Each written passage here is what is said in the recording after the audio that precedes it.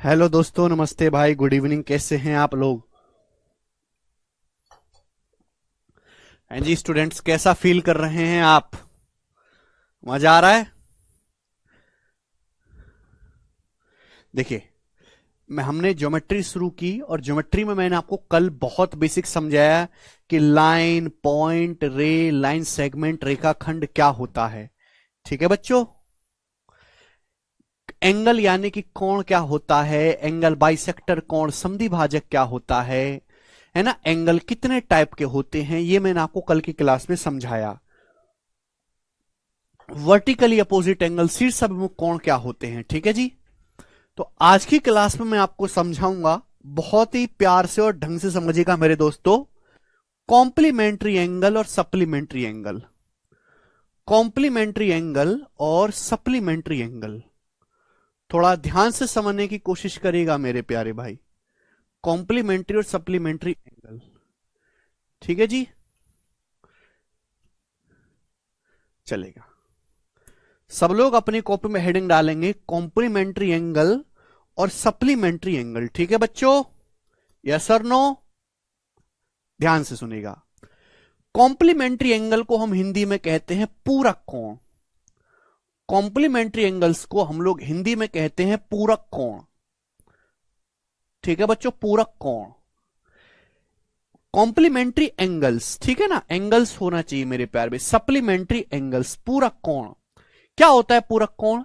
ऐसे दो कोण जिनका आपस में योग 180 डिग्री हो, सॉरी 90 डिग्री हो, ऐसे दो कोण जिनको जोड़ के 90 डिग्री आता हो, उन्हें हम कॉम्प्लीमेंट्री एंगल या पूरक कोण कहते हैं। सभी को कंसेप्ट क्लियर हुआ भाई? ऐसे दो कोण, ठीक है भाई, जिनका आपस में सम 90 डिग्री हो उन्हें कॉम्प्लीमेंट्री एंगल कहते हैं। जिनको जोड़ के 90 डिग्री आता हो पूरक कोण कहलाते हैं। समझ में आ गया? आप बोलोगे हाँ जी सर, जैसे दो कोण दिखाई दे रहे हैं अल्फा और बीटा, इनको जोड़ के 90 डिग्री आ रहा है, तो अल्फा और बीटा एक दूसरे के क्या कहलाएंगे? कॉम्प्लीमेंट्री एंगल कहलाएंगे, पूरक कोण कहलाएंगे। जैसे मैं आपसे कहूं मेरे दोस्तों, एक कोण है 55 डिग्री, तो 55 डिग्री का कॉम्प्लीमेंट्री एंगल क्या होगा? तो ऐसे दो कोण जिनको जोड़ के 90 डिग्री आता हो कॉम्प्लीमेंट्री कहलाएंगे। जैसे सपोज एक कोण है 55, तो 55 का कॉम्प्लीमेंट्री क्या होगा? 90 में से 55 माइनस करेंगे, 90 में से 55 माइनस करेंगे 35 डिग्री। तो 55 डिग्री और 35 डिग्री दोनों का सम आपस में 90 है, तो ये दोनों एक दूसरे के कॉम्प्लीमेंट्री एंगल कहलाते हैं। बिल्कुल ऐसे ही आपको समझना है सप्लीमेंट्री एंगल्स। हिंदी में हम लोग कहते हैं मेरे दोस्तों इसे संपूरक कोण। हिंदी में हम लोग क्या कहते हैं इसको? संपूरक कोण। अब सप्लीमेंट्री एंगल क्या होते हैं? ऐसे दो कोण जिनका आपस में योग 180 डिग्री हो, वो एक दूसरे के सप्लीमेंट्री एंगल कहलाते हैं। ऐसे दो कोण जिनका आपस में सम 180 डिग्री हो, वो एक दूसरे के सप्लीमेंट्री एंगल कहलाते हैं। एक दूसरे के, जैसे यहां पे दो कोण दिखाएं अल्फा और बीटा, इन दोनों को जोड़ के कितना आ रहा है? सीधी रेखा 180 डिग्री आ रहा है। तो ये जो अल्फा और बीटा हैं, ये एक दूसरे के सप्लीमेंट्री एंगल कहलाएंगे। अब जैसे मैंने आपके सामने एक एंगल लिख दिया मेरे दोस्तों, सपोज 7 डिग्री, तो मैं पूछता हूं कि 7 डिग्री का सप्लीमेंट्री क्या होगा? तो 180 में से 7 माइनस कर देंगे 173, 180 में से 7 घटा देंगे 173 डिग्री। तो 7 और 173 को जब जोड़ूंगा तो 180 आएगा। तो 7 डिग्री और 173 डिग्री एक दूसरे के संपूरक कोण कहे जाएंगे।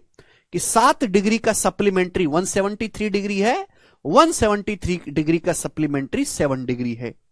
समझ में? मैं आपसे एक और एग्जांपल पूछता हूं। जैसे सपोज आपके सामने एक एंगल है, कितना ले लेते हैं भाई? 111 डिग्री। पूछता हूं 111 डिग्री का सप्लीमेंट्री एंगल क्या होगा? तो हमने क्या बोला कि ऐसे दो कोण जिनका योग 180 डिग्री हो, वो एक दूसरे के सप्लीमेंट्री या समपूरक कोण कहलाते। समपूरक कोण। तो अगर एक कोण 111 डिग्री है तो इसका सप्लीमेंट्री क्या होगा? 180 में से 111 घटा देंगे। अब 180 में से 111 घटाने पर कितना आएगा? 69 डिग्री आएगा। यानी कि 111 डिग्री और 69 डिग्री दोनों एक दूसरे के सप्लीमेंट्री एंगल कहलाते हैं। समझ में आ गया? आप बोलोगे हां जी सर समझ में आ गया। अब यहां पे मेरे दोस्तों ये हटा दो भी थोड़ी देर के लिए। यहां पे मैंने आपके सामने कुछ एग्जाम्पल भी लिए, जैसे एक कोण है 43 डिग्री, ठीक है ना, अभी ये भी समझाऊंगा जो हटाया मैंने। जैसे कोई कोण 43 डिग्री है, तो 43 डिग्री का कॉम्प्लीमेंट्री क्या होगा बताओ? कॉम्प्लीमेंट्री सम 90 होना चाहिए, सप्लीमेंट्री सम 180 होना चाहिए। तो 90 में से 43 माइनस करेंगे 47 डिग्री, कॉम्प्लीमेंट्री एंगल होगा। सप्लीमेंट्री क्या आएगा? 43 डिग्री अगर कोई कोण है तो 43 का सप्लीमेंट्री कितना आएगा? 90 में से 43 माइनस करेंगे 137 डिग्री, ये आ जाएगा। आप बोलोगे हाँ जी सर। एग्जाम्पल के लिए जैसे कोई कोण है 12 डिग्री, 12 डिग्री का कॉम्प्लीमेंट्री कितना आएगा? 78।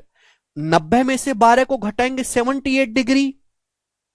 12 डिग्री का सप्लीमेंट्री क्या आएगा? 180 में से 12 घटाएंगे, 180 में से 12 घटाएंगे 168 डिग्री। समझ में आया? आप बोलोगे हां जी सर बिल्कुल सही। यानी कि अगर आपके पास कोई कोण थीटा है, कोई कोण थीटा, तो थीटा का कॉम्प्लीमेंट्री एंगल कितना होगा? 90 में से थीटा माइनस कर देंगे, 90 माइनस थीटा। इस थीटा का सप्लीमेंट्री एंगल कितना होगा? समपूरक कोण, सप्लीमेंट्री एंगल मतलब सम 180 होना चाहिए, तो थीटा को 180 में से माइनस कर देंगे, 180 माइनस थीटा। समझ में आया? आप बोलोगे हां जी सर। यस और नो। अब यहां से अगला कंसेप्ट मेरे दोस्तों, तो ये कोई कोण है, ये उस कोण का कॉम्प्लीमेंट्री है, जैसे 43 डिग्री, 43 का कॉम्प्लीमेंट्री 47 है और सप्लीमेंट्री है 137। आप अगर ये ध्यान से देखो, ये 47 से 137 कितना ज्यादा है? तो आप कहोगे 90। सर 47 डिग्री में 90 अगर मैं ऐड करूंगा तो 137 आ रहा है कि नहीं? आ रहा है। भाई एक कोण है 12, 12 डिग्री का कॉम्प्लीमेंट्री कितना है? 78। 12 डिग्री का सप्लीमेंट्री कितना है? 168। तो 78 से 168 डिग्री कितना ज्यादा है? 90 डिग्री ज्यादा है। 78 में 90 जोड़ूंगा 168 डिग्री हो जाएगा। आप बोलोगे हां जी सर। बच्चों ये कोण है थीटा, थीटा का कॉम्प्लीमेंट्री क्या है? 90 माइनस थीटा। सप्लीमेंट्री एंगल कितना है? 180 माइनस थीटा। अब 90 माइनस थीटा से 180 माइनस थीटा कितना ज्यादा है? 90। अगर 90 माइनस थीटा में 90 और मैं जोड़ दूंगा तो ही तो 90 प्लस 90 180 माइनस थीटा बनेगा। यानी कि आपने यहां से कुछ चीज ऑब्जर्व करी बच्चों, कि किसी भी कोण का सप्लीमेंट्री एंगल उसके कॉम्प्लीमेंट्री एंगल से हमेशा 90 डिग्री ज्यादा होता है। सभी को कंसेप्ट क्लियर हुआ? अगर हम किसी भी कोण का सप्लीमेंट्री एंगल निकालेंगे वो हमेशा उस कोण के कॉम्प्लीमेंट्री एंगल से 90 डिग्री ज्यादा होगा। किसी भी कोण का संपूरक कोण, ये कोण है मेरे दोस्तों, ये उनके संपूरक कोण हैं, ये पूरक कोण है। तो संपूरक कोण जो होता है वो हमेशा उसके पूरक कोण से 90 डिग्री बड़ा आएगा। क्लियर है? यहां तक किसी बच्चे को कोई परेशानी? कोई परेशानी नहीं है? ठीक है, ये बात यहां पे लिखी भी हुई है कि supplementary angle of an angle is 90 degree more than complementary angle. ठीक है बच्चों, तो ये कंसेप्ट था जो मैंने आपको समझाया। अब हम इसी कंसेप्ट पे बेस्ड क्वेश्चन करेंगे। क्वेश्चन मैं आपको प्रीवियसर के ही कराऊंगा, सभी लोग ध्यान से सुनेगा मेरे प्यार भी। सवाल नंबर होगा आपके सामने 1, और मैं कॉम्प्लीमेंट्री और सप्लीमेंट्री एंगल पे आपको 6 क्वेश्चन सॉल्व करवाऊंगा। सवाल नंबर 1, बताइए बच्चों इसका क्या आंसर है?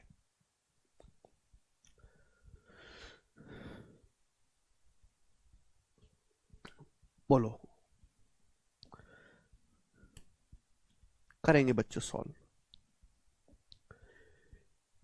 देखो ये सवाल दिया हुआ है लैंग्वेज में, ये सवाल आपको हिंदी और अंग्रेजी में दिया हुआ है, आपको इसको गणित की भाषा में लिखना है। बोला है एक कोण का मान उसके कोटि पूरक कोण से, कोटि पूरक, पूरक कोण को ही कोटि पूरक बोलते हैं, है ना, इसमें कंफ्यूज मत हो जाना, पूरक कोण ही कोटि पूरक होता है बेटा, पूरक और कोटि पूरक एक ही बात है। ठीक है बेटे, चलिए एक कोण का मान उसके कोटि पूरक कोण से 14 डिग्री कम है, कोण का मान ज्ञात करें। The measure of an angle is 14 degree less than measure of its complementary angle then find the value of angle। तो भैया मैंने मान लिया कि माना कोण की वैल्यू थीटा है, माना कोण का मान थीटा है, तो सवाल में बोला गया कि एक कोण का मान जो है, एक कोण की वैल्यू, एक एंगल की वैल्यू उसके कॉम्प्लीमेंट्री एंगल से 14 डिग्री कम है। अगर कोई कोण थीटा है तो बताओ बच्चों थीटा का कॉम्प्लीमेंट्री एंगल कितना होगा? तो थीटा का कॉम्प्लीमेंट्री एंगल होगा 90 degree minus theta, 90 minus theta. तो बोला कोण की जो वैल्यू है, एक कोण की जो वैल्यू है, थीटा की जो वैल्यू है, उसके कॉम्प्लीमेंट्री एंगल जो भी होगा उससे 14 डिग्री कम है। इसमें से 14 डिग्री माइनस कर देंगे मेरे प्यारे भाई, यानी कि अब ये दोनों बराबर हो गए। बात समझ में आई? तो एक कोण का जो मान है उसके कॉम्प्लीमेंट्री एंगल से 14 डिग्री कम है। ये लिखा हुआ था इंग्लिश में, हमने लिखा इसको गणित की भाषा में। यहां तक किसी बच्चे को इस समस्या 76 डिग्री गलत बता रहे हैं आप लोग। मैंने मान लिया कि कोई कोण थीटा है, तो थीटा का कॉम्प्लीमेंट्री एंगल क्या होगा? थीटा का कोटि पूरक कोण क्या होगा? 90 माइनस थीटा। तो कोण का जो मान है उसके कोटि पूरक कोण के मान से 14 डिग्री कम है। 14 डिग्री कम का मतलब घटा देना, 14 डिग्री ज्यादा का मतलब जोड़ देना, तो -14 हो जाएगा। समझ में आया? क्लियर? आप बोलोगे हां जी सर। अब ये माइनस का थीटा है बेटा, जब ये माइनस थीटा इधर आएगा तो थीटा प्लस थीटा 2 थीटा हो जाएगा, ये बराबर। अब ये 90 में से 14 माइनस कर देंगे, 76 डिग्री हो जाएगा, हो जाएगा। तो थीटा कितना आएगा बताओ बच्चों? 76 डिग्री को 2 से भाग देंगे, 76 बटे 2 आएगा 38 डिग्री, यानी कि 38 डिग्री। तो कोण थीटा की जो वैल्यू होगी वो 38 डिग्री होगी। डी ऑप्शन इस सवाल का आंसर बनेगा।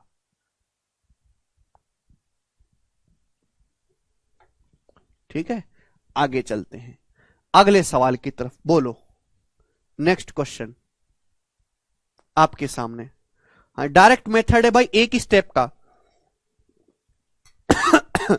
थीटा हमने कोण का मान लिया, जैसे हम एक्स मान लेते हैं तो एक्स मान के एंगल को थीटा मानते हैं। बोला यदि दो पूरक कोणों का अंतर 74 डिग्री है, दो पूरक कोण हैं उनका अंतर 74 डिग्री है, तो उनमें से एक कोण होगा। जी यहां पे ही थोड़ा टाइपिंग में छूट गया। दो संपूरक कोण है भाई, ये संपूरक है। दो संपूरक कोणों का अंतर 74 डिग्री है, तो उनमें से एक कोण क्या होगा? ध्यान सुनिएगा, मैं आपको फिर से एक कंसेप्ट बताता हूं। फिर से मैं आपको एक कंसेप्ट बताता हूं, ध्यान से सुनिएगा। और ये कई जगह हम अप्लाई करेंगे, ज्योमेट्री में, अर्थमेटिक में, हर जगह अप्लाई होता है। ध्यान सुनिएगा, अगर कभी भी आपको दो संख्याओं का योग दिया है, जैसे दो वैल्यू है एक्स और वाई, मान लिया दो वैल्यू है एक्स और वाई, उनका सम आपको दिया है ए, कैपिटल ए, और ये दो संख्या है एक्स और वाई, इनका आपको डिफरेंस दिया है बी, डिफरेंस दिया है बी। ठीक है बच्चों, तो x की जो वैल्यू होगी वो क्या होगी? जवाब दो, x का मान कितना होगा और y का मान कितना होगा? जरा आप मुझे बताओ। दो संख्याएं x और y, उनका योग दिया है, उनका अंतर दिया है। तो x है बड़ी संख्या। आप कहोगे सर x बड़ी संख्या कैसे है? क्योंकि हम x में से y घटा रहे हैं, तो बड़ी में से छोटी संख्या घटाते हैं। तो x माइनस वाई है b, x प्लस वाई है। तो x का मान क्या होगा बच्चों? तो x का मान होगा, इन दोनों को जोड़ के आधा कर दो, x का मान होगा a प्लस बी बटे 2। y का मान क्या होगा? y का मान होगा, इन दोनों को घटा के आधा कर दो, a में से b घटा देंगे, a माइनस बी बटे 2। y का मान होगा बच्चे a माइनस बी बटे 2। आप बोलोगे हां जी सर बिल्कुल सही। अब आप कहोगे सर क्यों? आपके सामने बच्चों ये दो इक्वेशन है, दो समीकरण, मुझे x का मान निकालना है। इन दोनों इक्वेशन को ऐड कर दो, दोनों इक्वेशन को जोड़ दो। अगर मैं इन दोनों को ऐड करूंगा तो देखो x में x जोड़ूंगा 2x हो जाएगा। जब मैं y में माइनस वाई जोड़ूंगा, y में माइनस वाई जोड़ूंगा तो कट नहीं जाएगा, प्लस वाई से माइनस वाई कट जाएगा, तो बराबर हो जाएगा a प्लस बी। यही हो जाएगा कि नहीं बच्चों? इन दोनों इक्वेशन को अगर मैं जोड़ दूंगा तो y से y कट जाएगा, प्लस वाई से माइनस वाई, और x हो जाएगा 2x। तो यानी कि ये दो जो है नीचे आ जाएगा।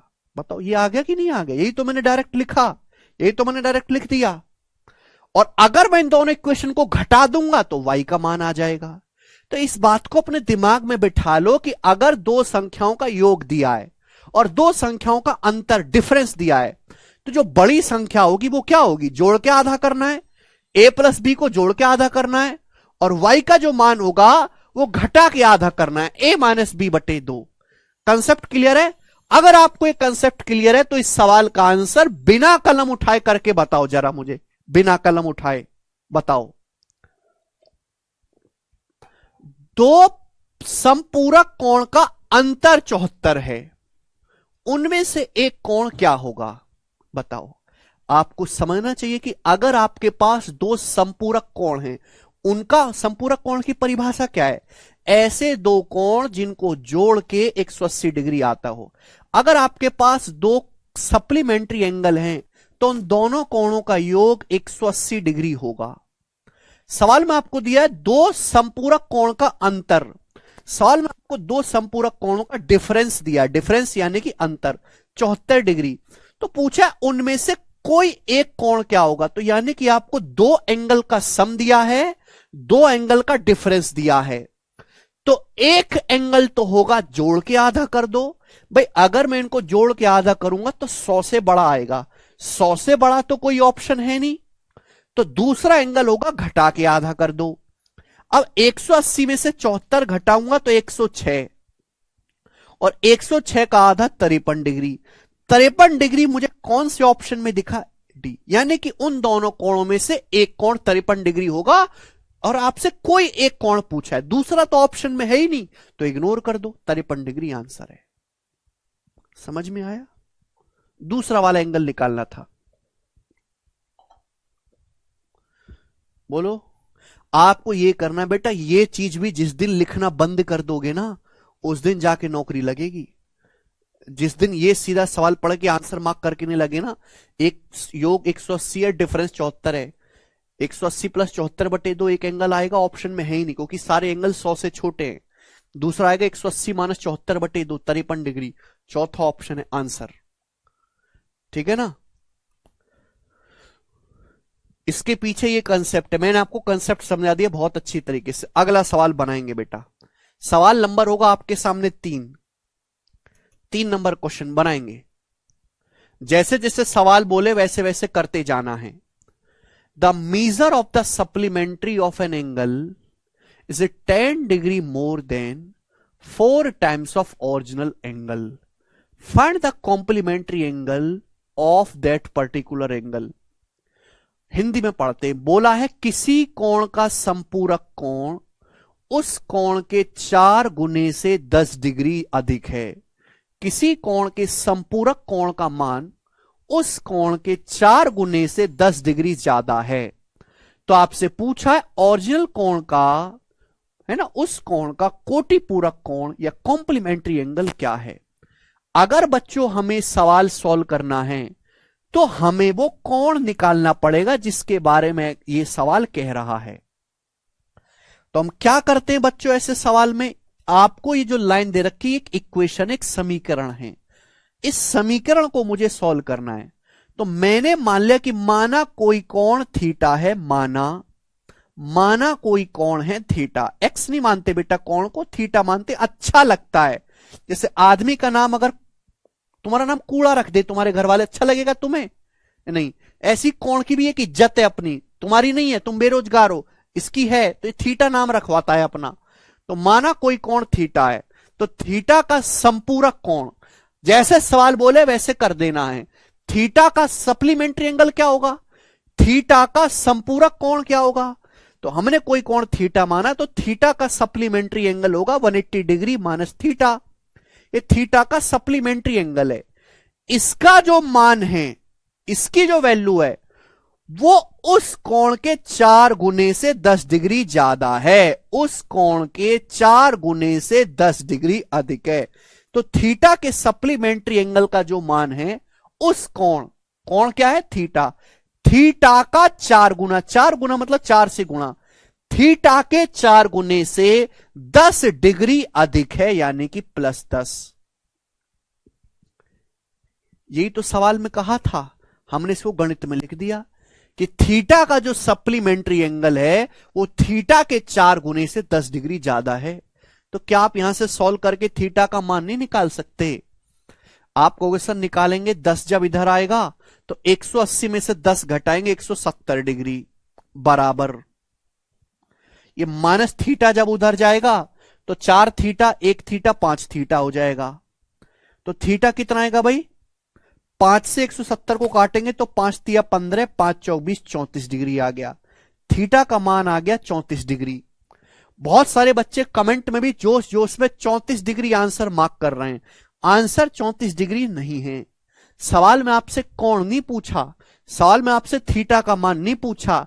जरा लास्ट लाइन को ढंग से पढ़ो, उसमें खेल हो गया है। लास्ट लाइन को ढंग से पढ़ो, पूछा है उस कोण का कोटि पूरक कोण बताओ। थीटा नहीं पूछा, थीटा का कॉम्प्लीमेंट्री एंगल पूछा है। थीटा तो आया 54, 54 का थीटा है, सॉरी 34, 34 का कॉम्प्लीमेंट्री एंगल पूछा है। तो 34 का कॉम्प्लीमेंट्री एंगल कितना आएगा मेरे प्यारे भाई? 90 माइनस 34, और 90 माइनस 34 क्या आएगा? 56 डिग्री। सवाल का आंसर है सी ऑप्शन। ज्यादा इमोशनल नहीं होना है, सवाल को ढंग से पढ़ना है।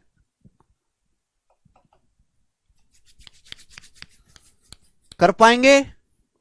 सभी बच्चे कर पा रहे हैं, ठीक है ना? आगे चलेंगे। सवाल नंबर 4, अगला क्वेश्चन मेरे दोस्तों आपके सामने, जवाब दीजिएगा इस क्वेश्चन का क्या आंसर है, फटाफट मुझे करके बताओ बेटे। 4 नंबर क्वेश्चन सभी बच्चे बताएंगे, करो।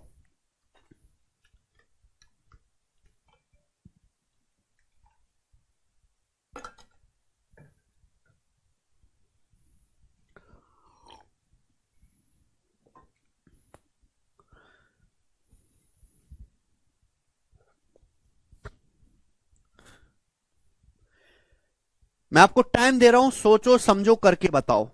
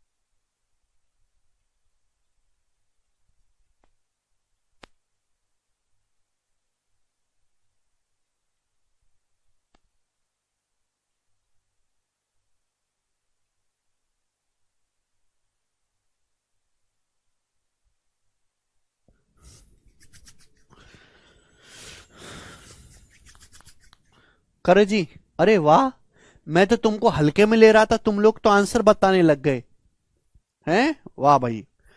The supplementary angle of angle K is 13x plus 30 degree and the complementary angle of angle K is 7x degree. What is value of K? सवाल को समझे। सवाल में देखो ये बोला है कि कोई कोण के है, कोई कोण है के का जो कॉम्प्लीमेंट्री एंगल है, कॉम्प्लीमेंट्री वो है 7x डिग्री। कितना है बेटा? 7x degree. और के का जो सप्लीमेंट्री एंगल है, संपूरक कोण, वो है 13x plus 30 degree. 13x+30 degree. पूछा के का मान क्या है, यानी कि उस एंगल का मान क्या है। तो किसी कोण के का कोटि पूरक कोण 7x डिग्री है, सप्लीमेंट्री एंगल 13x+30 डिग्री है, के का मान। ध्यान से सुनेगा मेरे प्यारे भाई, बहुत प्यार से समझेगा बच्चों। अभी मैंने समझाया कि सप्लीमेंट्री एंगल हमेशा कॉम्प्लीमेंट्री एंगल से 90 डिग्री ज्यादा होता है। यानी कि सप्लीमेंट्री एंगल और कॉम्प्लीमेंट्री एंगल का अगर डिफरेंस लिया जाए, इसमें से अगर इसको घटाया जाए तो 90 डिग्री आएगा। तो कंसेप्ट समझा है कि किसी भी कोण का समपूरक कोण उसके पूरक कोण से 90 डिग्री ज्यादा होता है। तो भाई अगर मैं इसमें से इसको घटाऊं तो 90 आना चाहिए, जरा घटाओ। अब 13x+30 में से 7x घटाएंगे, तो 13 में से 7 घटाएंगे 6x आ जाएगा, 6x+30 डिग्री। 13x+30 में से 7x घटाएंगे तो 13 - 7 6x आ जाएगा, 30 डिग्री एज इट इज रहा। बोलो बच्चों कोई परेशानी नहीं। तो 6x बराबर आएगा 90 - 30 60। तो x का मान आ गया जी 60/6 10 डिग्री। अब x का मान तो पूछा नहीं है सवाल में, सवाल में पूछा k का मान। k का मान कैसे निकालेंगे भाई, अगर x 10 आया है तो मैं चाहे यहां से सॉल्व कर लूंगा चाहे यहां से, वो मेरी इच्छा है। अगर x का मान 10 आया है तो कॉम्प्लीमेंट्री एंगल कितना आएगा 7x, यानी कि 7 × 10 70, यानी कि कॉम्प्लीमेंट्री एंगल की वैल्यू आ गई है 70 डिग्री। आप बताओ किसी कोण का अगर कॉम्प्लीमेंट्री एंगल 70 डिग्री है तो कोण कितने डिग्री का होगा, 20 डिग्री का। अरे 20 और 70 तभी तो 90 होगा। कॉम्प्लीमेंट्री एंगल मतलब सब 90 होना चाहिए। अगर कॉम्प्लीमेंट्री एंगल 70 है तो कोण कितने का रहा होगा, 20 डिग्री का रहा होगा। 20 + 70 90। खत्म। आसान सवाल। सवाल नंबर है दोस्तों आपके सामने 5, ये बताएंगे जल्दी से। करो अगला क्वेश्चन। 2 क्वेश्चन और हैं।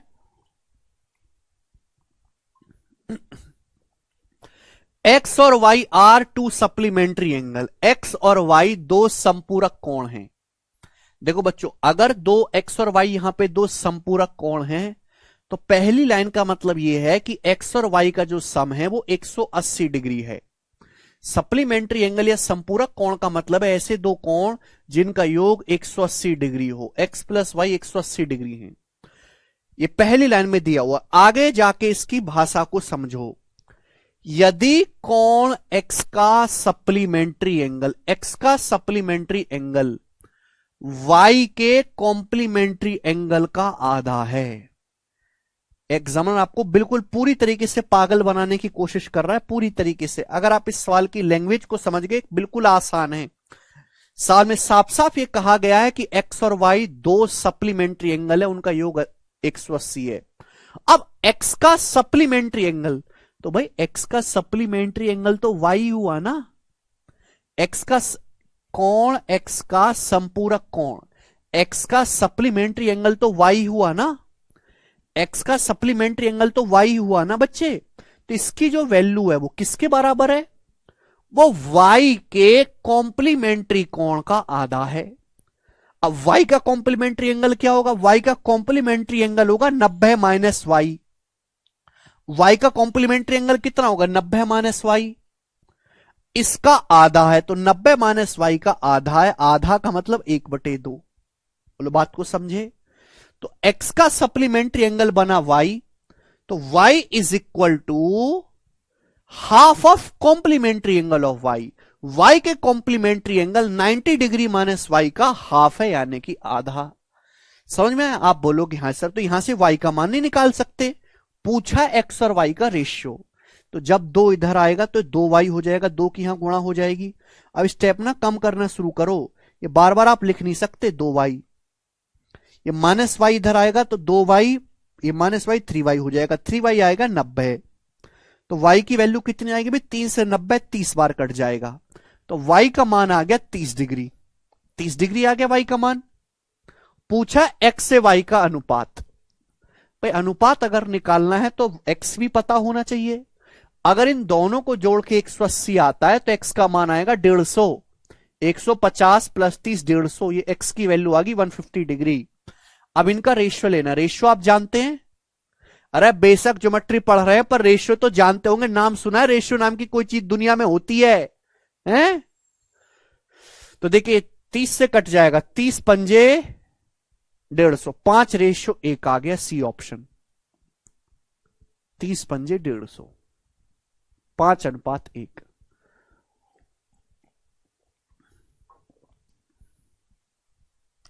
यहां तक कोई परेशानी है? सब बच्चों का आंसर आ गया। लास्ट क्वेश्चन करेंगे बच्चों इस टाइप का, फिर टाइप चेंज।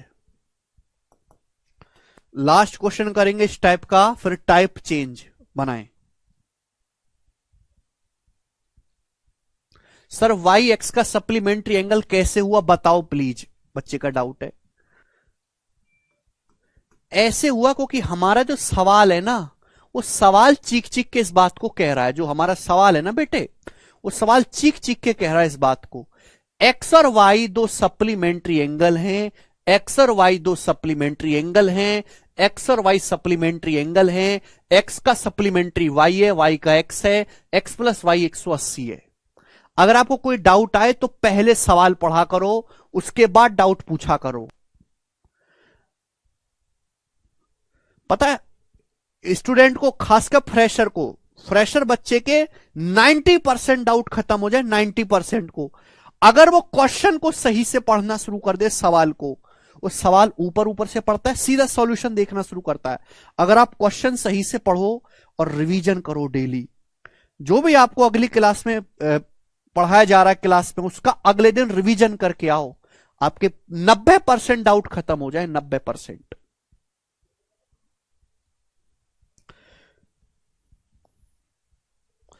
अच्छा, जिन बच्चों ने कभी जिंदगी में कोई इक्वेशन ही सॉल्व नहीं करी, उनको मुश्किल होगी, ठीक है ना, वो धीरे धीरे समझेंगे। जरूरी नहीं कि हर चीज तुरंत के तुरंत एक साथ समझी जाए। चलो, the measure of supplement of angle is 40 degree larger than twice the measure of complement of angle A. What the sum in degrees of the measure of supplement and complement of angle A. देखो सवाल बहुत ही आसान है, बस आपको language को पकड़ना है। बोला है कोण ए का संपूरक कोण उसके कोटि पूरक कोण के दुगने से 40 डिग्री ज्यादा है।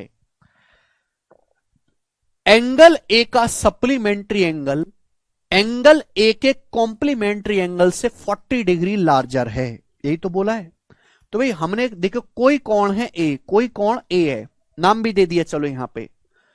तो ए का सप्लीमेंट्री एंगल कितना आएगा? ए का सप्लीमेंट्री एंगल होगा 180 डिग्री माइनस ए। ये ए का सप्लीमेंट्री एंगल होगा, ए का संपूरक कोण होगा।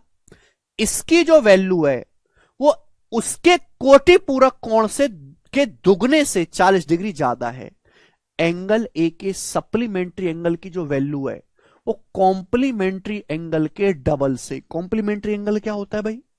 भाई अगर कोई कोण ए है तो ए का कॉम्प्लीमेंट्री एंगल कितना होगा? 90 डिग्री माइनस ए, 90 माइनस ए, तो 90 डिग्री माइनस ए के डबल से, इसके डबल से यानी कि इसके दुगने से 40 डिग्री ज्यादा है, 40 डिग्री लार्ज है। लार्ज का मतलब +40। ये तो सवाल में बोला गया है।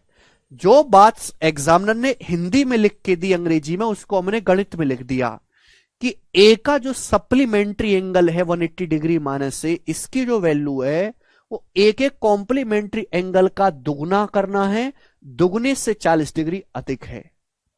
तो मुझे यहां से सॉल्व करके ए का मान निकालना है। बच्चों अगर आप इस 2 की यहां अंदर गुणा कर दोगे 2 की, तो 2 गुणा 90 180 हो जाएगा। 2 की ए में गुणा करेंगे -2a, मैं सीधा लिख रहा हूं यहीं पे। 2 की 90 में गुणा करेंगे 180 हो जाएगा, और ये -2a। अगर आप ध्यान से देखो तो 180 180 कट गया, ये -2a इधर आएगा। तो -2a जब इधर आएगा पॉजिटिव हो जाएगा 2a, 2a में से a घटाएंगे a, तो a का मान आ गया 40 डिग्री। a का मान नहीं पूछा, पूछा क्या है? पूछा व्हाट द सम कितना होगा ए के सप्लीमेंट्री और ए के कॉम्प्लीमेंट्री एंगल। ए के सप्लीमेंट्री एंगल और ए के कॉम्प्लीमेंट्री एंगल का योग कितना है? तो ए है 40, 40 का सप्लीमेंट्री एंगल आएगा 140, 180 में से घटाएंगे। 40 का कॉम्प्लीमेंट्री एंगल कितना आएगा, 90 में से 40 घटाएंगे 50। इन दोनों का योग पूछा है तो इन दोनों का योग आएगा 190, ही आंसर है पहला ऑप्शन। बच्चे कह रहे 180 कैसे कट गया, हे भगवान। और किसी को डाउट है 180 कैसे कट गया? तरुण कह रहे हैं कोर्स लेने के बाद आपकी शीट कहां मिलेंगी? शीट मिलेगी नोट्स वाले सेक्शन में।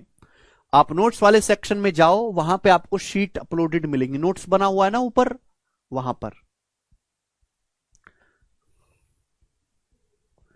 बेटे अगर आप गणित सीखना चाहते हो तो कम से कम जोड़ घटाना गुणा भाग आना चाहिए। हमसे उम्मीद मत करो कि मैं आपको यहां पे काटना कूटना जोड़ घटाना सिखाऊंगा, ठीक है ना। आप यहां पे 10वीं क्लास का गणित सीखने आए हो तो तीसरी क्लास का आना चाहिए। नहीं आता है तो ट्यूशन भी लगा लो साथ के साथ। मेरी बात मानो, कंपटीशन की तैयारी तो कर ही रहे हो आप, साथ के साथ एक ट्यूशन भी लगा लो। 5वीं का लगाना। इसी के साथ ये वैरायटी समाप्त होती है। ठीक है बच्चे, आप बोलोगे हां जी सर कोई दिक्कत नहीं, हमको अच्छे समझ में आया। अब मैं बढ़ूंगा आपके सामने अगले कंसेप्ट की तरफ।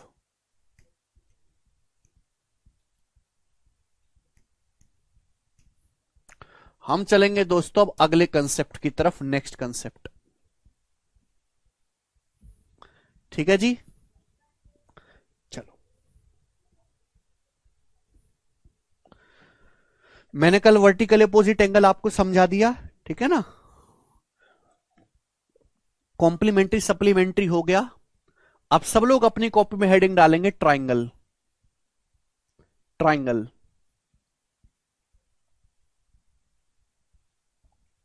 हिंदी वाले भाई लिख लेंगे त्रिभुज। हिंदी वाले भाई लिख लेंगे त्रिभुज। त्रिभुज, ट्राइंगल क्या होता है? 3 भुजाओं से घिरी आकृति को त्रिभुज कहते हैं। मैं लिखूंगा नहीं, आपको खुद लिखना है। 3 भुजाओं से घिरी आकृति को त्रिभुज कहते हैं। 3 भुजाओं से घिरी आकृति को त्रिभुज कहते हैं। इंग्लिश में figure enclosed bye 3 side. Figure enclosed bye 3 side is called triangle. Figure enclosed bye 3 side is called triangle. Figure enclosed bye 3 side is called triangle. 3 भुजाओं से घिरी आकृति को त्रिभुज कहते हैं। आप बताओ, मैंने एक साइड बनाई, क्या इससे कोई फिगर बंद होती है? कुछ बंद हुआ? नहीं। मैंने 2 भुजा बना, कुछ बंद हुआ? नहीं। मैंने तीसरी भुजा खींची, कुछ बंद हुआ? हां, बंद हुआ।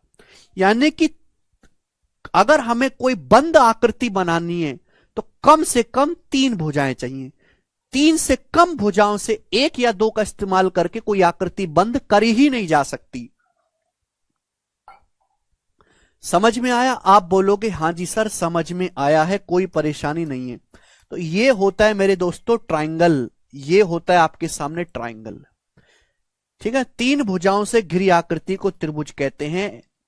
तो भैया देखो, इस त्रिभुज में 3 भुजाएं दिख रही हैं, 1 2 3।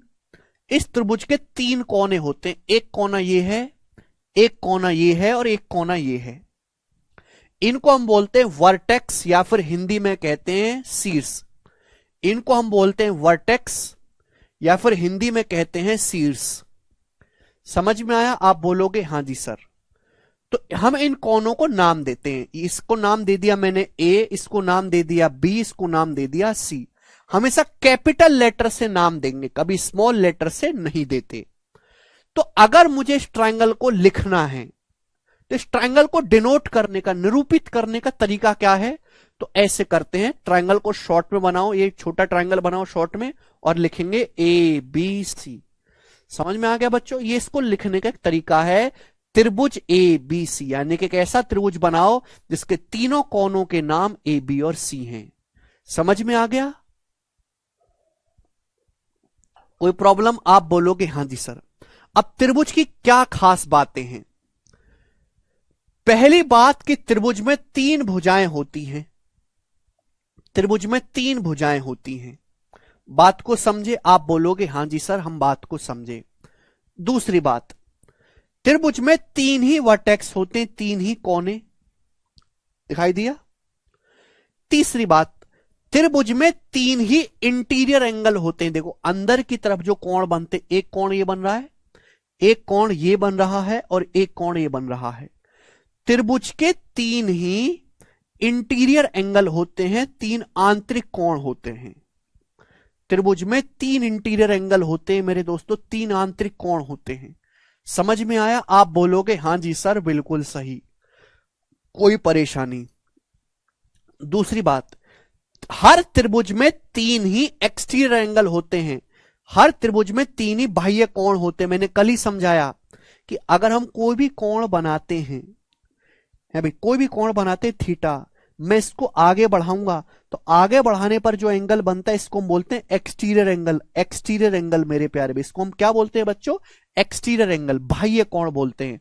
तो त्रिभुज में तीन आंतरिक कोण होते हैं और त्रिभुज में तीन ही एक्सटीरियर एंगल होते हैं मेरे प्यारे भाई। समझ में आया? त्रिभुज में तीन ही एक्सटीरियर एंगल्स होते हैं। क्लियर है? आप बोलोगे सर कैसे? हर वर्टेक्स पे एक आंतरिक कोण एक बाह्य कोण। भाई आप इस साइड को आगे बढ़ाओ मेरे दोस्तों, आगे, तो ये जो बनेगा ये मेरे दोस्तों वर्टेक्स ए पर बाह्य कोण है, बाह्य कोण।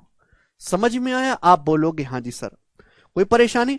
आप इसको यहां पे आगे बढ़ा दीजिए मेरे दोस्तों, तो ये जो बनेगा मेरे दोस्तों ये वर्टेक्स बी पे बाह्य कोण है, बाह्य कोण। आगे बढ़ा दीजिए मेरे प्यारे भाई। ठीक है बच्चों, आप इसको आगे बढ़ा दीजिए वर्टेक्स सी पे, तो ये जो बनेगा ये वर्टेक्स सी पे एक्सटीरियर एंगल है, बाह्य कोण है। समझ में आया? आप बोलोगे हां जी सर समझ में आया है। तो तीन ही आंतरिक कोण है और तीन ही बाह्य कोण है। सभी को दिखाई दिया? मजा आ रहा है? कोई तकलीफ? अब कुछ बच्चे मुझसे ये लड़ाई करेंगे कि सर जैसे आपने ट्राइंगल बनाया, आपने त्रिभुज की ये साइड बढ़ाई, तो आप कह रहे हो ये एक्सटीरियर एंगल है, ये वाला एक्सटीरियर एंगल, ये वाला बाह्य कोण। सर मैं अगर ये वाली भुजा बढ़ा लूं, ये वाली, भाई भाई हम आपने तो सर बी ए को बढ़ा दिया, बी ए को, ये बी ए को बढ़ा दिया, एक्सटीरियर एंगल है। सर मैं अगर ये बढ़ा दूं सी ए, अगर मैं ये वाली भुजा बढ़ा दूं तो ये भी तो एक्सटीरियर बनना चाहिए। तो मैं आपकी बात से पूर्णतः संतुष्ट हूं, ये भी एक्सटीरियर एंगल है।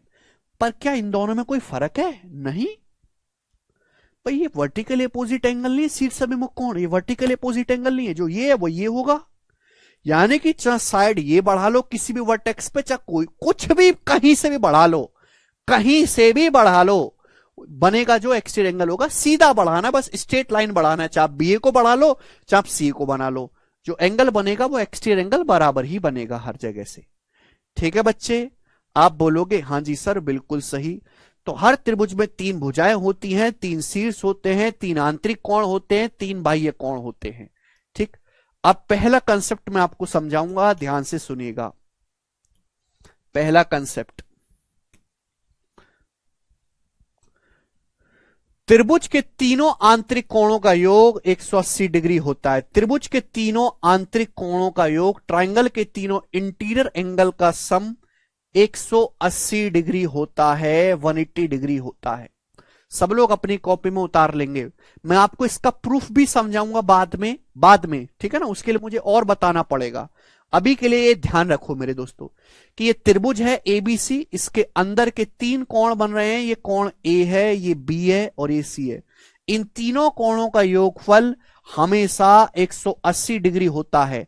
त्रिभुज किसी भी साइज का हो, किसी भी शेप का हो, छोटा मोटा, काणा भेड़ा, लूला लंगड़ा, कैसा भी त्रिभुज बनाओ, आप ऐसा बनाओ त्रिभुज, आप ऐसा त्रिभुज बनाओ, कुछ भी बनाइए, हमेशा उसके तीनों आंतरिक कोणों का योगफल 180 डिग्री रहेगा, 180 से हटने वाला नहीं है।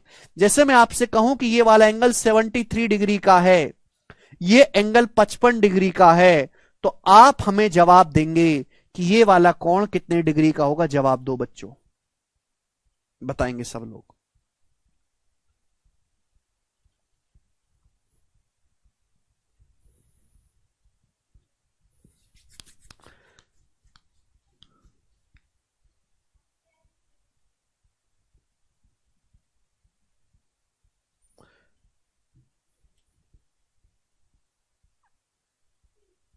ये 55 डिग्री है, 73 डिग्री है, तो ये वाला एंगल कितना होगा? तीनों का सम 180 होना चाहिए। भाई इन दोनों का योग कितना है? 55 में 73 जोड़ूंगा, 5 3 8, 7 5 12, 128 डिग्री। अब 180 में से 128 माइनस करूंगा तो ही तो तीसरा आएगा। 180 में से इन दोनों को घटा दो, तीसरा आ जाएगा। 180 में से 128 माइनस करेंगे तो 52 डिग्री आएगा। तो इस कोण का जो माप होगा वो 52 डिग्री का होगा। समझ में आया? कोई तकलीफ? कोई तकलीफ नहीं है। ठीक है भाई, आगे चलते हैं। अब सभी को कंसेप्ट क्लियर है? मैं आपको इसका प्रूफ भी बताऊंगा, थोड़ा रुक जाओ। अब आगे चलते हैं मेरे दोस्तों नेक्स्ट कंसेप्ट की तरफ। नेक्स्ट कंसेप्ट ध्यान से सुनिएगा मेरे प्यारे भाई, ध्यान से, ध्यान से।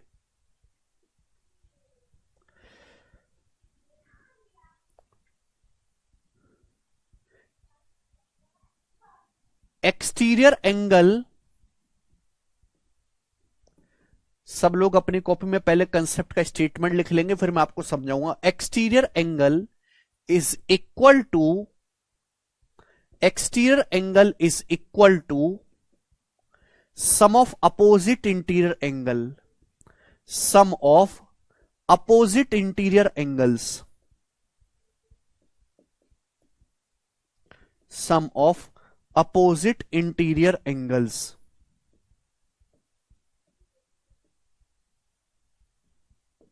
हिंदी में बताते हैं, किसी भी त्रिभुज में बाह्य कोण का माप विपरीत आंतरिक कोणों के माप के बराबर होता है। किसी भी त्रिभुज में बाह्य कोण की जो वैल्यू होती है, किसी भी त्रिभुज में बाह्य कोण की जो वैल्यू होती है वो अपोजिट इंटीरियर एंगल के बराबर होती है, अपोजिट इंटीरियर एंगल के सम के बराबर होती है। नहीं समझे होंगे इस बात को, मैं समझाने की कोशिश करता हूं। जैसे मेरे दोस्तों आपके पास, अभी इसको हटाओ, जैसे मेरे दोस्तों आपके पास एक ट्राइंगल है, ट्राइंगल एबीसी। अब मैंने इसकी साइड बीसी को आगे बढ़ा दिया साइड बीसी को आगे, तो मेरे दोस्तों ये बन गया वर्टेक्स सी पे एक्सटीरियर एंगल। ये वर्टेक्स सी पे एक्सटीरियर एंगल बन गया कि नहीं? बाह्य कोण एट वर्टेक्स सी, इसको बोलेंगे exterior angle at vertex C. Point C पर बना बाह्य कोण। आप बोलोगे हाँ जी सर, तो इसकी जो वैल्यू होगी, बाकी जो दोनों कोण बचे हैं, बाकी जो दो कोण बचे हैं ए और बी, इसलिए शब्द इस्तेमाल करा अपोजिट, बाकी जो दो कोण बचे हैं उनके योग के बराबर होगी।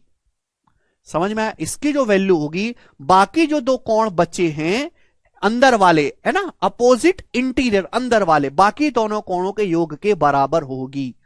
आप बोलोगे सर ऐसा क्यों? ऐसा क्यों मेरे प्यारे भाई? ध्यान से सुनेगा मेरे दोस्तों, थोड़ा प्यार से समझने की कोशिश करेगा मेरे प्यारे भाई। देखो बच्चों, ये एंगल कितना है बेटा? ए। ये एंगल कितना है? ए।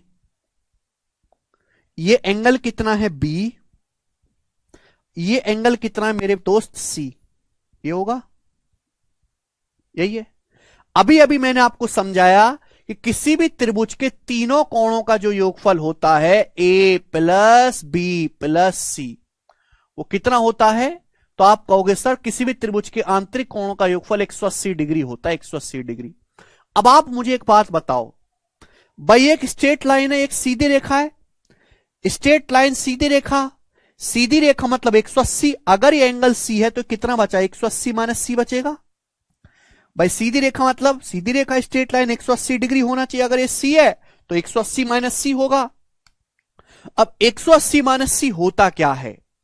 भाई इन तीनों का योगफल 180। अगर मैं सी को इधर ले आऊंगा, इधर ले जाऊंगा, 180 माइनस सी किसके बराबर आ गया? 180 माइनस सी किसके बराबर आ गया बेटा? जवाब दो। ए प्लस बी तो हो गया। क्या हो गया?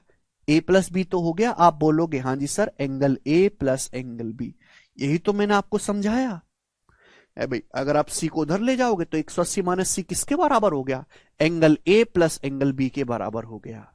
तो कहने का मतलब यह हुआ कि किसी भी त्रिभुज के बाह्य कोण की जो वैल्यू है वो अपोजिट इंटीरियर एंगल के जो बाकी दो कोण बचे उनके योग के बराबर होती है। ठीक है भाई, यहां तक कोई तकलीफ? अब जैसे मैं आपके सामने ट्राइंगल बना देता हूं, ये ट्राइंगल बना देता हूं, ये ट्राइंगल पी क्यू आर, ये मैंने आपको बना दिया। ठीक है बच्चों, अब मैंने इस साइड को यहां पे आगे बढ़ाया, इस साइड को, ये साइड मैंने आगे बढ़ा दी, तो ये जो कोण बना exterior angle at vertex P, इसकी वैल्यू क्या होगी बताओ जल्दी से, इसकी वैल्यू क्या होगी बताओ। तो बाकी जो दो कोण बचे क्यू और आर, इनके योग के बराबर हो जाएगी कि नहीं angle Q plus angle R. आप बोलोगे हां जी सर बिल्कुल सही, बात समझ में आ गई, कोई तकलीफ? ठीक है, मैं आपसे बड़ा सिंपल सा सवाल पूछता हूं, बड़ा सिंपल सा, कि आपके सामने त्रिभुज है, आपके सामने त्रिभुज है, ये एंगल 61 डिग्री का है, ये एंगल 44 डिग्री का है, 44 डिग्री का, तो मुझे बताओ कि ये एंगल कितने डिग्री का होगा, जवाब दो, ये वाला कोण कितने डिग्री का होगा, बताएंगे, करो। बहुत सरल, इससे सरल सवाल नहीं बन सकता दुनिया में कोई।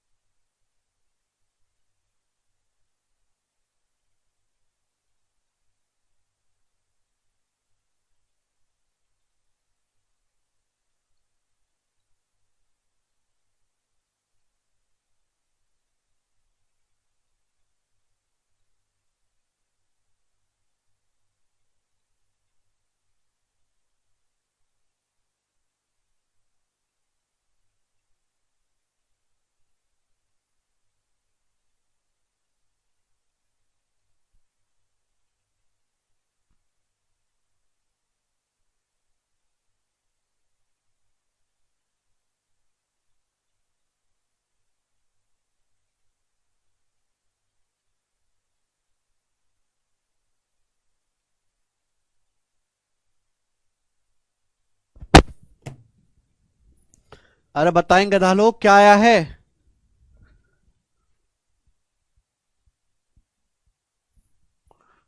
बोलते ही नहीं है।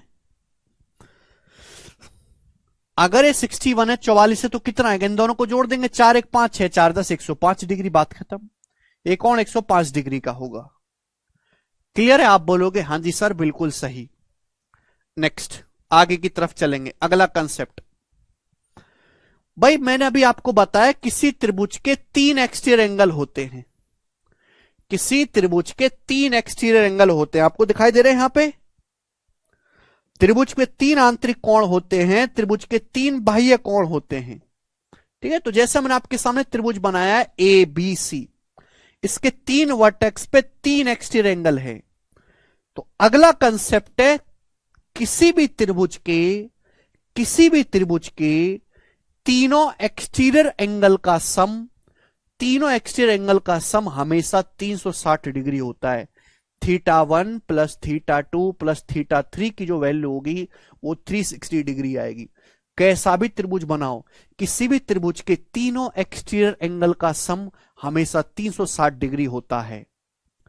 किसी भी त्रिभुज के तीनों बाह्य, तीनों आंतरिक कोणों का योग 180 डिग्री होगा, लेकिन तीनों बाह्य कोणों का योग हमेशा ही 360 डिग्री होता है मेरे प्यारे भाई। क्लियर है? आप बोलोगे हां जी सर बिल्कुल सही, क्लियर है। ऐसा क्यों हुआ मैं आपको कारण भी समझाऊंगा। भाई आंतरिक कोण है ए, बेटे ये आंतरिक कोण है बी, बी ये आंतरिक कोण है बच्चों सी, सी। तो आप मुझे बताओ थीटा 1 क्या होगा, ये एक्सटीरियर एंगल एट वर्टेक्स सी क्या होगा, थीटा 1 की वैल्यू क्या होगी, इन दोनों को जोड़ेंगे, थीटा 1 क्या आएगा मेरे दोस्तों, ए प्लस बी, ए प्लस बी। थीटा 2 क्या होगा, अब ये एक्सटीरियर एंगल है वर्टेक्स ए पे थीटा 2, ये क्या होगा, बाकी दोनों कोणों का सम बी प्लस सी, ये बी प्लस सी आएगा मेरे प्यारे भाई। अब ये थीटा 3 क्या होगा मेरे प्यारे भाई, थीटा 3। अब ये जो कोण है exterior angle at vertex B, इसकी वैल्यू क्या होगी, बाकी दोनों कोणों का योग ए प्लस सी। आप बोलोगे हां जी सर बिल्कुल सही। यही अगर मैं इन तीनों को जोड़ता हूं तो क्या आ जाएगा बताओ, क्या आ जाएगा? ए 2 बार, बी 2 बार, A plus A 2 A, B plus B 2 B, C plus C 2 C. तो ट्वाइस नहीं हो जाएगा? ये A plus B plus C का दुगना नहीं हो जाएगा बच्चा लोग? और A plus B plus C अभी समझाया, A plus B plus C अभी समझा 180 होता है, तो 180 का दुगना 360 आ गया कि नहीं आ गया? तो किसी भी त्रिभुज के तीनों बाह्य कोणों का योग हमेशा 360 डिग्री होगा। समझ में आया? आप बोलोगे हां जी सर बिल्कुल सही, कोई प्रॉब्लम नहीं है। ठीक है, समझ गए? वैसे ये मैंने त्रिभुज के लिए बताया है, मैं आगे आपको इस बात को एक्सप्लेन भी करूंगा, प्रूफ भी करूंगा कि ये केवल त्रिभुज के लिए नहीं है। अगर हम चतुर्भुज भी बना देना, चतुर्भुज भी, तो चतुर्भुज के भी अगर हम सारे एक्सटीरियर एंगल खींच दे, सारे एक्सटीरियर एंगल, तो चारों एक्सटीरियर एंगल का सम भी 360 आएगा। चाहे मैं त्रिभुज बनाऊं, 3 भुजा वाला बनाऊं, तो 4 भुजा वाला बनाऊं, चाहे 5 भुजा वाला, चाहे 6 वाला, चाहे 7 वाला, चाहे 100 वाला, चाहे 1,00,000 भुजा वाला, हर हर आकृति के बाह्य कोणों का योग, आंतरिक कोणों का योग अलग अलग होगा, लेकिन हर आकृति के बाह्य कोणों का योग निश्चित होता है 360 डिग्री। ये टेक्नोलॉजी फिक्स है। ये तो मैंने 3 त्रिभुज के लिए बताया, 3 भुजाएं, चाहे मैं 4 भुजा वाला बना दूं, चाहे 5 वाला, चाहे 6 वाला, चाहे 7 भुजाओं की आकृति बना दूं, चाहे 8 की, चाहे 100 की, चाहे 1,00,000 की, कितनी भी भुजाएं हो, आंतरिक कोणों का योग हमेशा अलग अलग आएगा, अलग अलग, लेकिन बाह्य कोणों का योग हमेशा हर आकृति में फिक्स होता है 360 डिग्री, किसी भी पॉलीगन के लिए, किसी भी बहुभुज के लिए। ये बात मैं आपको आगे समझाऊंगा, मैंने बता दिया आपको, इसको आगे एक्सप्लेन भी करेंगे। तो 2 बातें हमने यहां से सीखी कि कोई भी त्रिभुज बनाओ, उसके तीनों अंदर के कोणों का योग हमेशा 180 डिग्री होगा, और किसी भी त्रिभुज के तीनों बाह्य कोणों का योग हमेशा 360 डिग्री होगा। ठीक है ना? मैंने आपको रीजन भी समझाया है, समझाया कि नहीं? समझाया है। ठीक है बच्चे, चलो अब मैं आपसे एक सवाल पूछूंगा, ठीक है ना? सभी लोगों से सवाल पूछूंगा, और जरा इस सवाल का मुझे सोच समझ के आंसर बताना। ये एक त्रिभुज है बेटा एबीसी, क्या ये गोरा त्रिभुज है आपकी तरह? ये वाला एंगल यहां से यहां तक, ये वाला एंगल, ये वाला एंगल यहां से यहां तक, ये कोण, इतना कोण घूमना है यहां से यहां तक पूरा, और ये वाला एंगल, इन तीनों एंगल का योग कितना होगा? जवाब दो। 30 सेकंड है आपके पास, बनाएंगे। अगर आपने इन तीनों कोणों का योग बताया तो एक एक डिजिटल टॉफी मेरी तरफ से, एक एक डिजिटल टॉफी।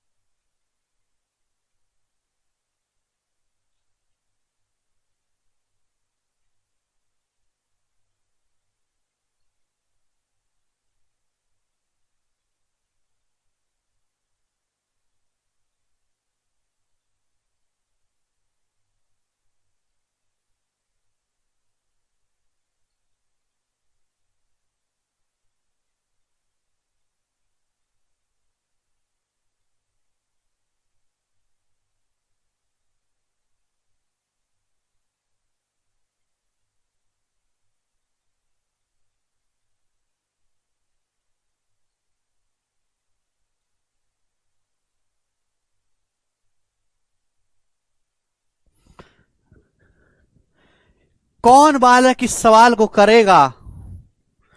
1000 डिग्री, 720 डिग्री, हैं? बता लो, तुक्का मार लो। अरे गधा लोग, हमने क्या बताया है कि एक पूरा राउंड 360 डिग्री का होता है, 360, होता है कि नहीं पूरा चक्कर? अगर ये चक्कर पूरा होता तो 360 होता, ये भी पूरा चक्कर होता 360 होता, ये भी चक्कर पूरा होता 360। अगर ये तीनों चक्कर पूरे पूरे घूम जाते तो 360 का 3 गुना, यानी कि 1080 डिग्री हो जाता। तीनों का योग पूछा है मैंने, तीनों का योग, तीनों का योग बताना था। अरे भाई साहब इन तीनों का योग बताना था, योग पूछा है मैंने तीनों का। अगर तीनों चक्कर पूरे पूरे हो जाते राउंड तो ये भी 360, ये भी 360, ये भी 360, लेकिन कमी कहां रह गई? कमी तो आप कहोगे सर ये कमी रहेगी, ये एंगल ए।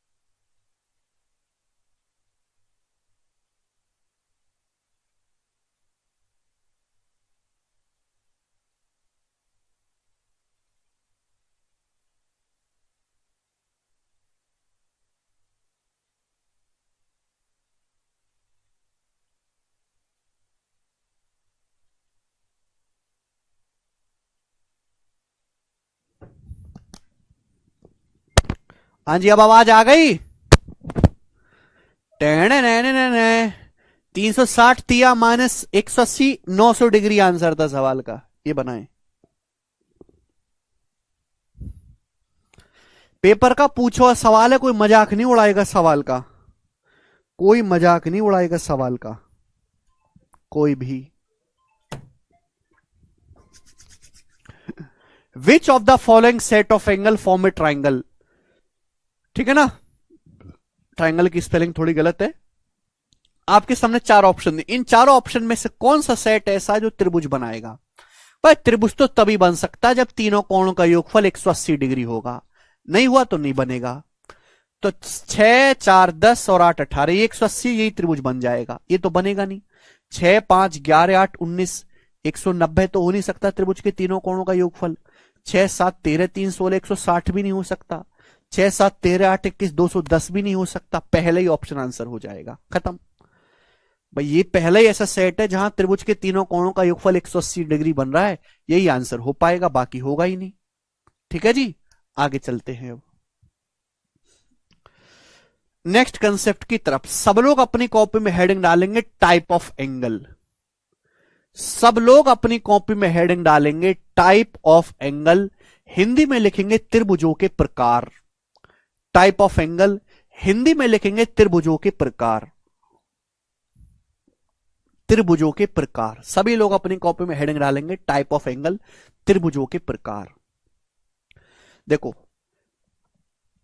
ट्राइंगल की शेप के हिसाब से उनको अलग अलग नाम दिए, जैसे इंसानों को नाम देते हैं ना उसके रंग रूप के हिसाब से, मोटा है, पतला है, काला, गोरा, लंबा, छोटा, आड़ा, बेड़ा, ईमानदार, बेईमान है भाई।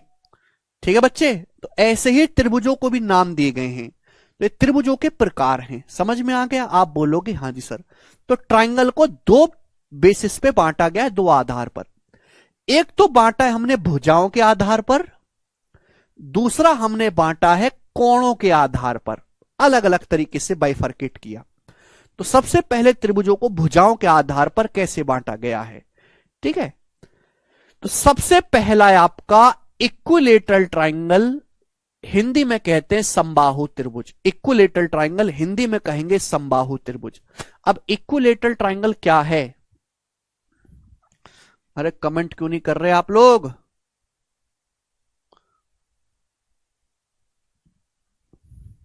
बोलो। हाँ जी प्रिंस, इक्विलेटरल ट्राइंगल समबाहु त्रिभुज। इक्विलेटरल ट्राइंगल वो ट्राइंगल कहलाते हैं जिन ट्राइंगल की तीनों साइड बराबर होती हैं। एक ऐसा त्रिभुज जिसकी तीनों भुजाएं बराबर होती हैं बच्चों, उसे हम इक्विलेटरल ट्राइंगल कहते हैं। यानी कि अगर इस ट्राइंगल की ये साइड ए है तो ये वाली साइड भी ए है और ये तीसरी साइड भी ए है। तीनों भुजाएं अगर किसी त्रिभुज की बराबर हैं तो हम उसे इक्विलेटरल ट्राइंगल या फिर समबाहु त्रिभुज कहते हैं। All side are equal. बस अब आपको यह सोचना है बेटा, अगर किसी त्रिभुज की तीनों भुजाएं बराबर हैं तो भाई उसके तीनों कोण भी तो बराबर होने चाहिए। आप एक बात बताओ, ये ट्राइंगल बहुत शरीफ है, ये हर जगह से बराबर भुजाओं वाला है, तो तीनों कोण भी तो बराबर होने चाहिए कि नहीं। ऐसा थोड़ा ना हो सकता है कि एक ट्राइंगल के कोण छोटे बड़े हों। ऐसा कैसे हो सकता है कि एक ट्राइंगल के कोण छोटे बड़े हों और तीनों भुजाएं छोटे बड़े कोण है तो भुजाएं भी छोटी बड़ी होंगी अलग अलग। आप बोलोगे हाँ जी सर। तो यानी कि अगर इसके तीनों भुजाएं बराबर हैं तो तीनों कोण बराबर होंगे। भाई तीनों कोणों का योग होता है 180। 180 को तीनों में बराबर बराबर कट करेंगे, बटे 3 करेंगे तो 60 डिग्री का। यानी कि ये कोण भी 60 डिग्री होगा, ये भी 60 डिग्री होगा और ये भी 60 डिग्री होगा। तो यानी कि इक्विलेटरल ट्राइंगल की तीनों भुजाएं बराबर होती हैं और तीनों कोण 60 डिग्री के होते हैं। क्लियर। आप बोलोगे हाँ जी सर। सेकंड वाला, सेकंड आपको समझना है आइसोसेलेस ट्राइंगल, हिंदी में कहते हैं समद्विबाहु त्रिभुज। आइसोसेलेस ट्राइंगल हिंदी में कहते हैं समद्विबाहु त्रिभुज। नाम से ही क्लियर है, द्वि का मतलब है दो, सम मतलब समान, बाहु मतलब भुजाएं। यानी कि ऐसा त्रिभुज जिसकी केवल दो भुजाएं बराबर होती हैं, तीसरी अलग होती है। एक ऐसा त्रिभुज जिसकी केवल दो भुजाएं बराबर होती हैं उसे हम समद्विबाहु त्रिभुज कहते हैं, जैसा ये आपके सामने बनाया गया है। भाई ये दो, एक ट्राइंगल है मेरे दोस्तों, इसकी दो भुजाएं बराबर हैं।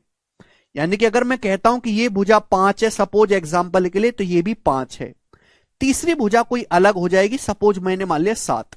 तो देखो दो भुजाएं बराबर है, ये भी 5 ये भी 5, और तीसरी भुजा मेरे दोस्तों इसकी अलग है, तो इसको हम बोलते हैं समद्विबाहु त्रिभुज।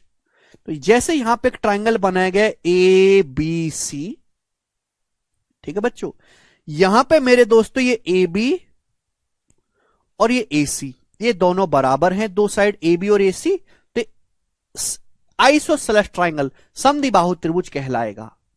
अब इसमें कंसेप्ट भी है कि आइसोसेलेस ट्राइंगल में, समद्विबाहु त्रिभुज में मेरे प्यारे भाई, जो बराबर भुजाएं होती है ना, बराबर भुजाएं, इन बराबर भुजाओं के सामने के कोण भी बराबर होते हैं। आइसोसेलेस ट्राइंगल में इक्वल साइड के सामने के एंगल भी बराबर होते हैं। अब ये साइड AC और साइड AB बराबर है, तो साइड AC के सामने कौन सा कोण है, ये वाला। ये साइड AB है, साइड AB के सामने कौन सा कोण है, ये वाला। तो ये दोनों कोण आपस में बराबर होंगे। अगर ये कोण थीटा है तो ये भी थीटा होगा। मैं बाद में आपका प्रूफ भी समझाऊंगा, लेकिन अभी के लिए आपको इंपॉर्टेंट बात जाननी है। दो साइड बराबर हैं तो दो एंगल भी बराबर होंगे। अगर बच्चों मैं आपके सामने एक त्रिभुज ऐसे बना देता हूं, एक त्रिभुज ये ए बी सी, और मैंने बोल दिया कि ये दोनों साइड इक्वल हैं, ये दोनों साइड है भाई, ये भी 9 है और ये भी 9 है, और ये साइड है 4। तो अब आप बताओ मेरे दोस्तों, ये दोनों साइड बराबर है तो इनके सामने के कोण भी बराबर होंगे। अगर 9 के सामने ये वाला कोण अगर अल्फा है तो इस 9 के सामने ये वाला कोण भी अल्फा होगा, ये दोनों कोण बराबर होंगे। तो आइसोसेलेस ट्राइंगल में दो साइड बराबर होंगी और उनके सामने के अपोजिट एंगल भी बराबर होंगे। 9 के सामने ये वाला कोण आ रहा है, इस 9 के सामने एक कोण आ रहा है, तो यहां ए और बी बराबर हो जाएंगे। समझ में आ गई बात। आप बोलोगे हाँ जी सर समझ में आ गई है। तीसरा विषम बाहु त्रिभुज, तीसरा ट्राइंगल होता है scalene triangle. Scalar triangle Hindi में कहते हैं विषम बाहु त्रिभुज। स्केलन ट्राइंगल विषम बाहु त्रिभुज, नाम से ही क्लियर है। विषम का मतलब होता है अलग अलग, बाहु का मतलब भुजाएं। यानी कि एक ऐसा त्रिभुज जिसकी तीनों भुजाओं की लंबाई अलग अलग होती है उसे हम विषम बाहु त्रिभुज कहते हैं। तीनों भुजाएं अलग अलग लंबाई के। देखो इक्वल साइड को दिखाने के लिए हम ऐसे इक्वल का साइन लगा देते हैं। अगर दोनों पे बराबर लगा हुआ है तो इक्वल साइड है। अब ये विषमबाहु त्रिभुज है, तीनों साइड की लंबाई अलग अलग है, मतलब जो साइड ये होगी ये उससे अलग होगी और ये इससे अलग होगी, तीनों साइड अलग अलग होगी। एग्जाम्पल के लिए अगर ये 5 है, एग्जाम्पल के लिए मेरे दोस्तों ये साइड 5 है, ये 9 है और ये मेरे दोस्तों 7 है।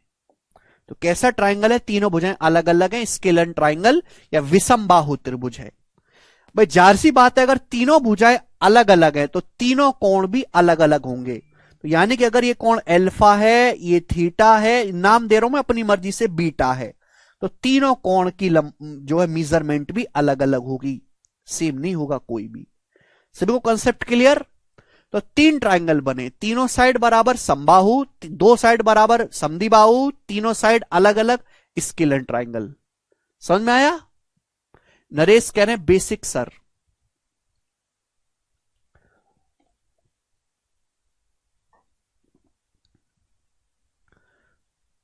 नरेश तू मुझे ये बता कि मैं तेरे को कौन सा बेसिक दूं, कौन सा बेसिक दूं नरेश तुम्हें?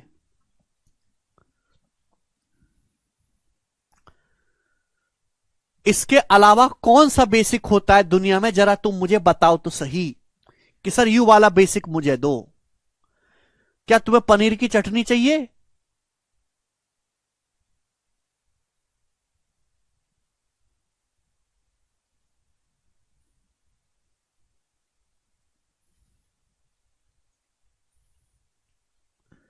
हैं?